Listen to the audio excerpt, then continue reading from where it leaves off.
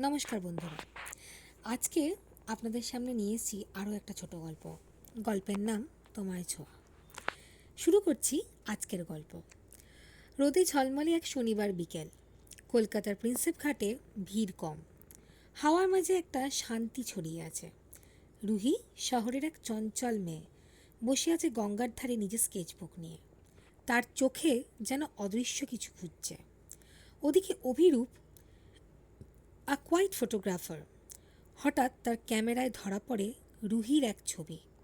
সেই ছবিতে ছিল এক আলাদা আবেগ, যেন সে নিজের পৃথিবীর বাইরে তাকিয়ে আছে। অভিরূপ চমকে যায়। একটাই ফ্রেম, একটাই মুহূর্ত, দুজনের জীবন বদলে যায়। অভিরূপ ধীরে ধীরে রুহির কাছে যায়। সেই ছবি দেখিয়ে বলে, তোমার চোখে একটা গল্প আছে। রুহি প্রথমে অবাক হয়, কিন্তু তার চোখে মিটমিট করে ওঠে একটা আলোর রেখা।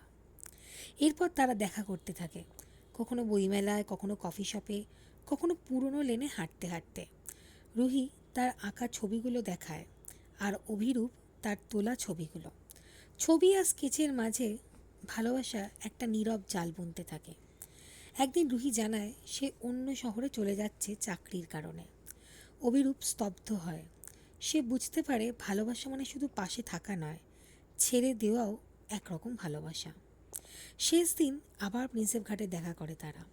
অভিরূপ তাকে একটা পেন ড্রাইভ দেয়, যাতে শুধুই রুহির ছবি। যেসব মুহূর্তে রুহি নিজের অজান্তেই অভিরূপের হৃদয়ে ছোঁয়া দিয়েছে। রুহি বলে, তোমার ক্যামেরা আমাকে দেখিয়েছে আমি কে। অভিরূপ হেসে বলে, আর তুমি আমার গল্পের রং। ভালো থাকবেন। আর আমাদের চ্যানেলে এইরকম ছোট ছোট আরও অনেক গল্প পেতে please do like, subscribe, comment and share. Thank you.